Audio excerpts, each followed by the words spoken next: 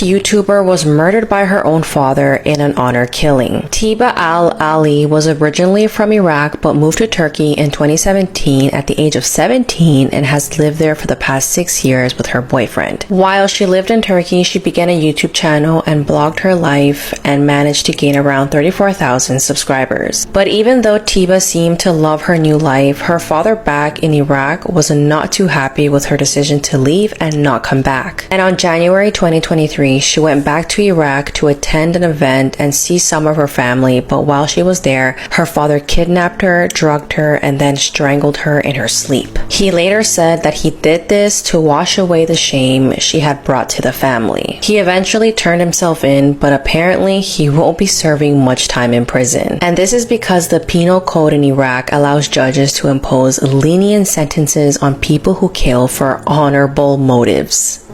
Okay, so Kanye West might actually be a clone. Okay, so we all know how Kanye has been in the news for a while now, but not too long ago, he disappeared for a while and came back looking completely different. Just look at this photo. He looks like two different people. He really doesn't even look like Kanye anymore. Kanye also said if he ever disappeared and came back and was acting different, it's not him, and that's exactly what happened. How could somebody be everywhere to nowhere so quickly? It's all a little too sketchy, and here's the video of Kanye saying, if I disappear and come back, it's not me. Yeah. What have you got to say to people that are trying to cancel you? You can't cancel him. I'm here. That's right. We're here doing a big, we ain't going nowhere, baby. We've been here for years. If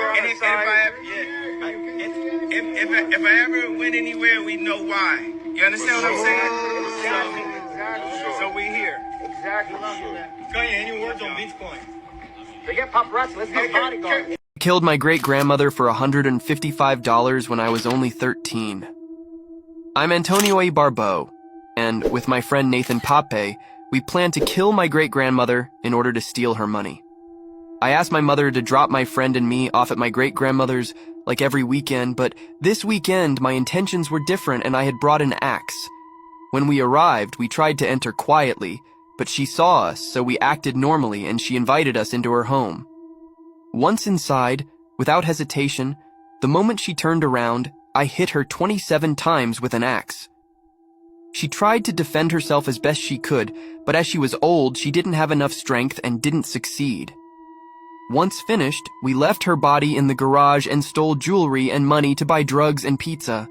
But unfortunately, 2 days later, my grandmother found her mother's body in the garage.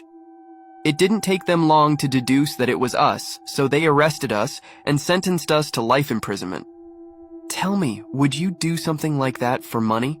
I rage quitted at a professional esports tournament and shot 2 people to death. I'm David Katz, and here's my story. I was a 24-year-old professional Madden player from Baltimore, Massachusetts.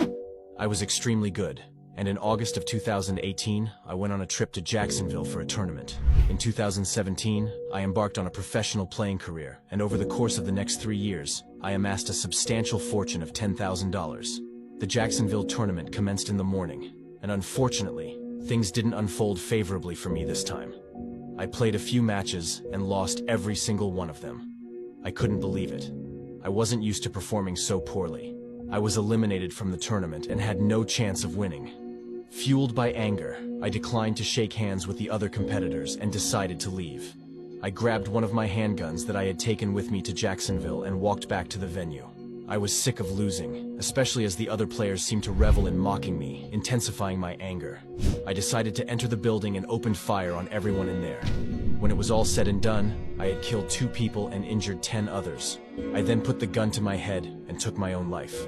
This man pushed his pregnant wife off a cliff and it was all caught on camera. 41-year-old Hakan and his pregnant wife, 32-year-old Semra, went to Butterfly Valley in Muğla, southern Turkey, where he took her to the top of the cliff and then he pushed her off. Semra, who was 7 months pregnant, fell 1,000 feet and instantly passed away. But it's been said that Hakan pressured Semra to climb to the top of the cliff even though he knew she was terrified of heights. They took a bunch of photos while they were up there, but little did she know what what her husband was about to do. Luckily, there was a family on that cliff at the same time, and they were filming the view and happened to catch Hakan and Semra and thought Hakan's demeanor was a little strange. After Semra fell, Hakan asked the stranger to help him look for her, and he claimed that she fell on her own. But this stranger said that Hakan looked too calm and like he didn't really care. Hakan's motive was to receive his wife's $25,000 life insurance payout, which he claimed right after her death. He also tried to use the defense that he was mentally disturbed, but this was immediately dismissed and he got life in prison with the possibility of parole in 30 years.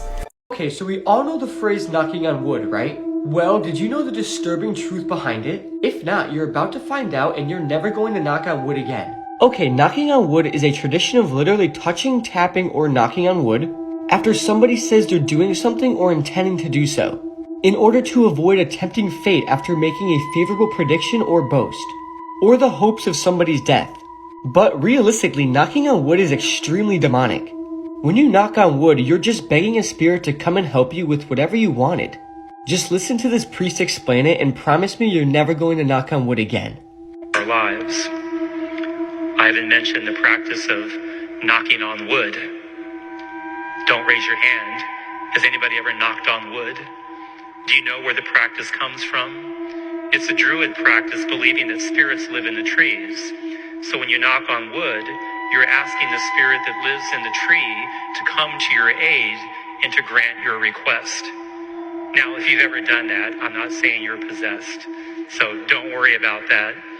But I just share that as an example of how things that have to do with the occult can become so mainstream. This prison guard fell in love with this inmate and then they escaped together. 40-year-old Casey White had a 75-year sentence for attempted murder, robbery, and was awaiting a murder trial in Alabama. But throughout his time in jail, prison guard 56-year-old Vicky White had an ongoing 2-year relationship with Casey. And not only were they secretly in a relationship, but they had been plotting how to escape together. At this point, Vicky was a supervisor and had worked at the jail for over 25 years, so everyone was shocked when they found out what she did. So on April 29th, 2022, Vicky managed to sneak out of the jail with Casey. She told the other guards that she was taking Casey for a mental health evaluation when she was seen taking him out of his cell, but that appointment didn't exist. Casey and Vicky were on the run for 11 days in total. And on May 9th, police finally found them, and after a long car chase, Vicky took her own life. Investigators found 1,100 phone calls between them and realized that Casey made Vicky believe that he loved her and basically told her everything she wanted to hear. But when Casey was arrested again, he admitted that he had no real intentions with Vicky and that if they managed to escape, he was going to kill her.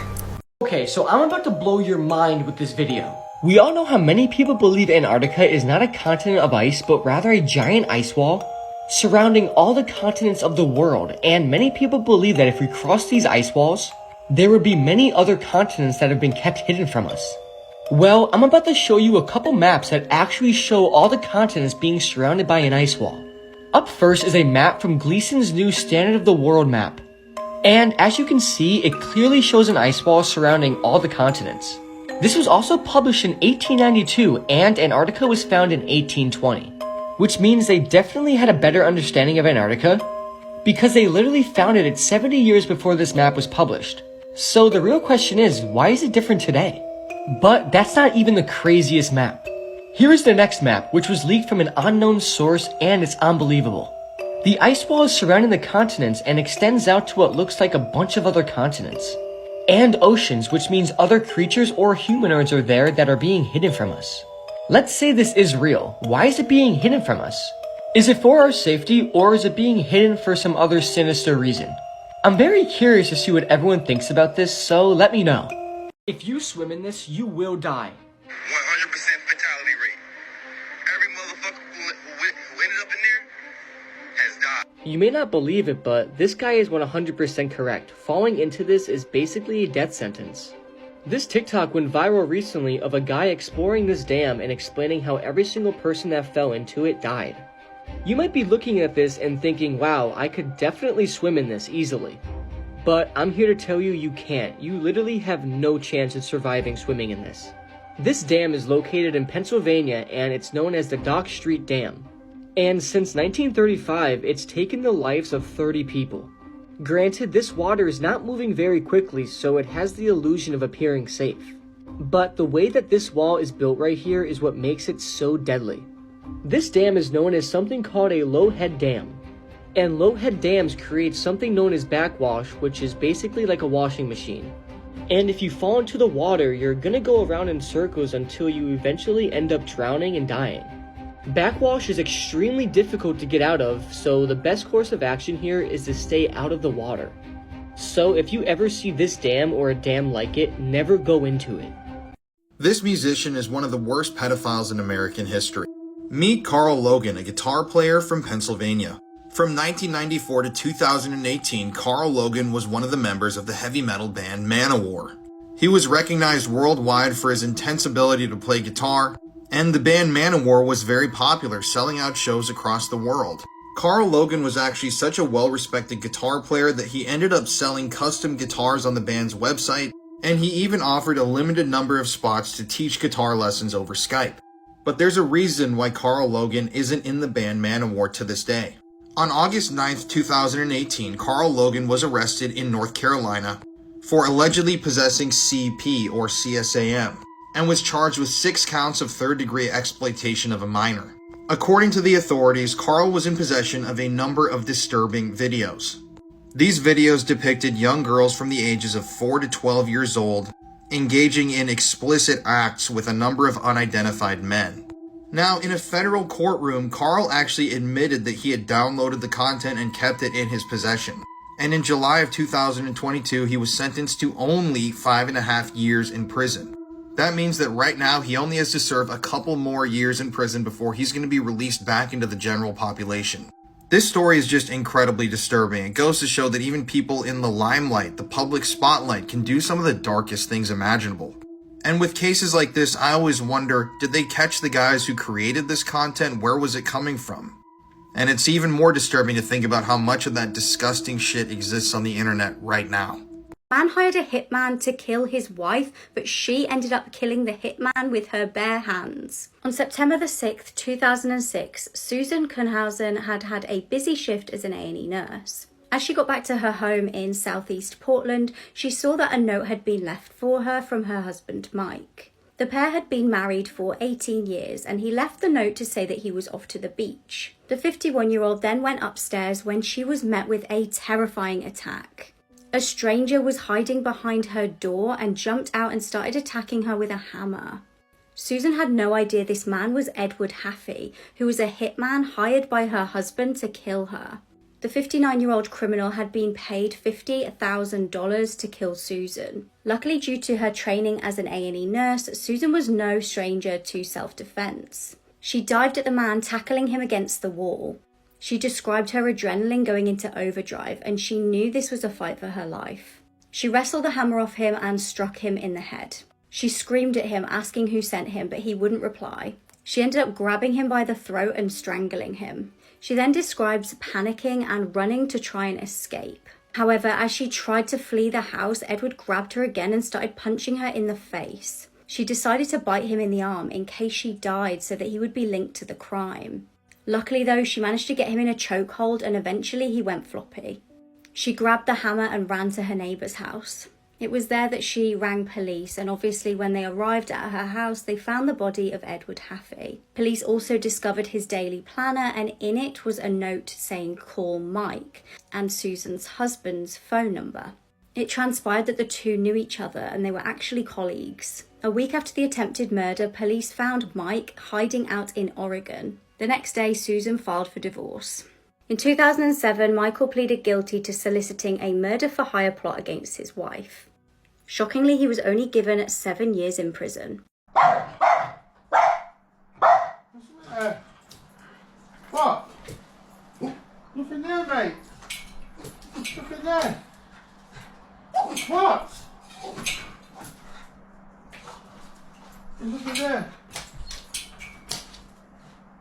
This man was found dead, wrapped inside a rug, and police believe there was no foul play involved. Husband and father of 5, Nathan Millard was on a business trip in Baton Rouge, Louisiana when he disappeared.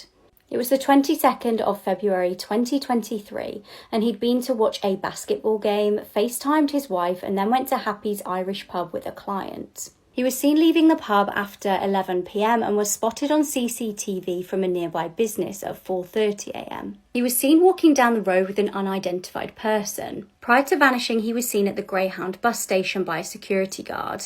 The security guard asked him if he was okay and if he needed help, and Nathan said he'd lost his phone. The security guard offered him a lift, but he declined. He then walked away from the bus station with the unidentified man. Between 11:30 p.m. and 4:30 a.m, police say the man Nathan was with introduced him to some other people. They apparently flagged down a substance dealer called Derek Perkins. Nathan then got into a blue Toyota with Derek and a woman. At 4:24 a.m, Nathan is seen alive on surveillance at a Circle K. At some point after this, witnesses told police that Nathan died of an overdose at a home in East Washington Street. Obviously not being aware of this, at 9 a.m, Nathan's client called police to request a welfare check on him after he didn't turn up to a meeting. That day, Nathan's phone and wallet were found several blocks from his hotel. At 11 a.m. that day, Nathan's card was used by Derek. Now, a member of the public reported smelling a foul odour coming from behind a funeral home. This caused police to head over there and discover Nathan's body. He was wrapped in plastic and a rug, and police believe this to have been done by Derek. Strangely, an autopsy report showed that there were no internal or external signs of trauma, and this led police to state that there was no foul play involved. However, police have obtained phone records from Derek which link him to the Circle K where Nathan was last seen alive. The records also link him to the place where Nathan was found. On March the 13th, police were notified of a vehicle fire. The car was a light blue Toyota, matching the description of the one linked to this case.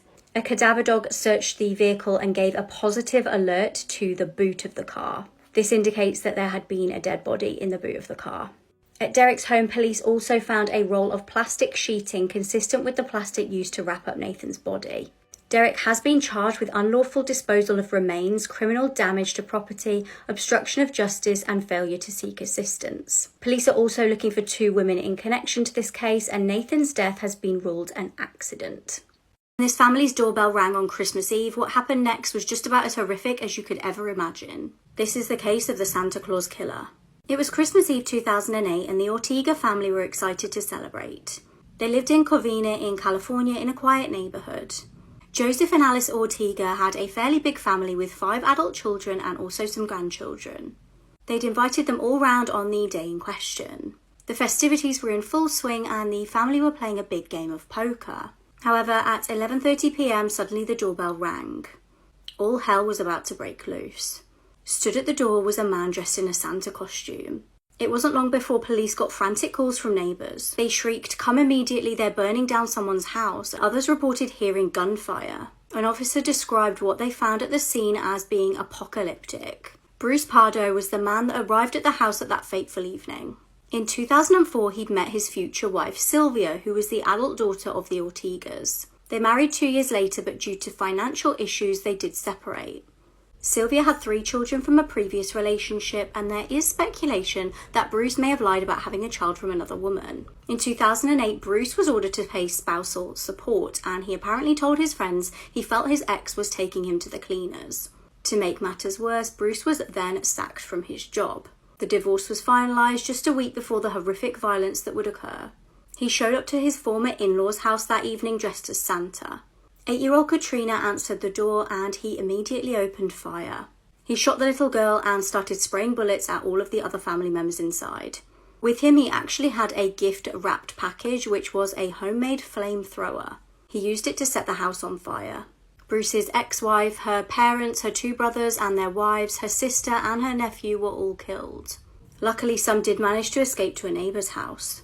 These were Sylvia's sister Letitia, her husband and Sylvia's 8-year-old daughter. Meanwhile, Bruce escaped in a rental car.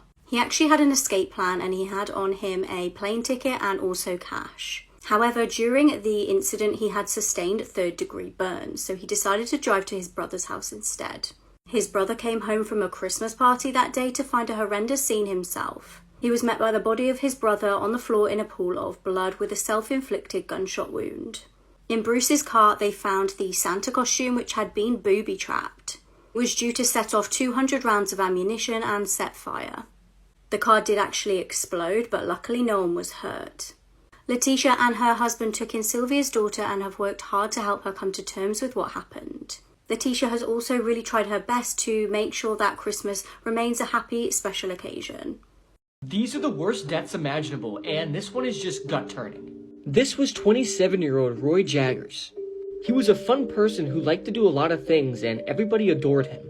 But he would occasionally babysit for one of his neighbors, and this is what led to all of this. She is 27-year-old Heather Pate, who you see on the screen right now. So she got the idea that Roy was hurting one of her children, but this was never proven. Roy's mother even said that she knows her boy and he would never do this. But in Heather's head, she believed it and she was going to take care of it herself. And at 6:23 a.m. on August 21st, 2021, 911 was called and somebody reported a dead body at the bottom of a cliff. They were able to identify the body off fingerprints and it was 27-year-old Roy Jaggers. And he appeared to be absolutely mangled. And this is what happened. Heather lured Roy to her house, and waiting for him there was Heather and her 37-year-old boyfriend named Kevin. And the two of them then started beating Roy extremely bad in front of her children. They then handcuffed him and threw him in a vehicle and then met up with Heather's ex-boyfriend, who was 37-year-old named Brad. The three of them then brought him to this wasteland of a desert right here, and they then started torturing Roy for hours on end. They used a blowtorch on him, which burned a lot of his flesh, as well as continuing beating him, and they then started hitting him with an axe, which just absolutely mangled him. And the worst part about this is, he was still alive throughout all of this. They then loaded him back up in the vehicle and drove him 25 miles away to a place called Cathedral Canyon. And they were not done yet. They then forced him to the edge of a cliff. They forced him to take off all of his clothing and then gave him no other choice other than walk off the cliff. Roy Jaggers then walked off the cliff and landed in the canyon below. And the sad and disgusting thing is, he still wasn't dead. The three of them then went down to his body and Brad pulled out a gun and fired several shots into his body, which finally ended up killing Roy Jaggers. Within 36 hours, the three disgusting human beings that did this were arrested. They were all charged with the murder of Roy Jaggers, and they are actively seeking the death penalty for Brad, since he fired the killing bullets. Heather was sentenced to 15 years to life in prison, and Kevin was sentenced to 10 years to life in prison. The fact that these people actually have a chance to get out of prison before they die, especially because they made an innocent man walk off a cliff in an attempt to kill him. Can you imagine being in the position that Roy Jaggers was in? Being brutally beaten and then taken to a desert to be burned and beaten even more. And then the people that are doing this to you make you walk off a cliff. I honestly can't imagine what Roy was going through, and I feel so bad for him and his family. May Roy Jaggers rest in peace. This is James Henry Hammond, an American politician and one of the worst pedophiles in U.S. history. This story is absolutely sick and disgusting. So James Henry Hammond was born in the year 1807 in South Carolina. So before we get into the essay that happened and his pedophilia, we have to talk about James's pro-slavery stance. So James was the governor of South Carolina from 1842 until 1844. And he was elected to the U.S. Senate from 1857 to 1860. James was a Democrat and popularized the phrase, "Cotton is king." These are some quotes from James. You can read these and pause them. They're absolutely horrific. Throughout his life, he owned over 300 slaves, and he treated them absolutely horribly. So if you think the story can't get worse, it definitely does. Through marriage, James was related to this guy, Wade Hampton II. He was a famous soldier in the War of 1812, and he was a stand-up guy. James's sister-in-law, Anne Fitzsimmons, was married to Wade, but eventually Wade would learn about the dark things James was doing with his daughters. As it turns out, James Henry Hammond had SA'd all 4 of Wade's daughters. Yes, James assaulted 4 of his nieces who were all teenagers at the time. So when Wade learned about this, he obviously made this public. This was a massive scandal at the time because James Henry Hammond was the governor of South Carolina, but it didn't matter. Nothing happened to him, and eventually he was elected to the Senate. James's own wife would leave him eventually because he was SAing his own slaves.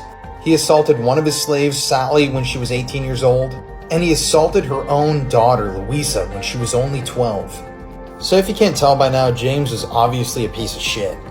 And another sad thing to come out of the story was that James's own nieces, who he essayed when they were teenagers, never got married because their social prospects were destroyed by the scandal. Yeah, this meant that James was able to go on to the Senate after he served as the governor when the scandal broke, and his own nieces were left for nothing. Now let's fast forward to the 1900s and the 1980s specifically, when his diaries, Secret and Sacred, were published. Yes, James Henry Hammond wrote all these things down in his personal diary. When describing the assault of his own teenage nieces, this is what James Henry Hammond wrote down. Warning, this is disturbing. He wrote, "Here were 4 lovely creatures, each contending for my love, claiming the greater share of it as due to her superior devotion to me, all of them rushing on every occasion into my arms and covering me with kisses, lolling on my lap, pressing their bodies almost into mine, wreathing their limbs with mine, encountering warmly every portion of my frame and permitting my hands to stray unchecked over every part of them and to rest without the slightest shrinking from it, in the most secret and sacred regions, and all this for a period of more than 2 years continuously." These are his own teenage nieces this politician was talking about. And to this day, this school in South Carolina is named after him. It is a pre-K through 12th grade school named the Hammond School. Absolutely disgusting. Follow for part 3 of the series.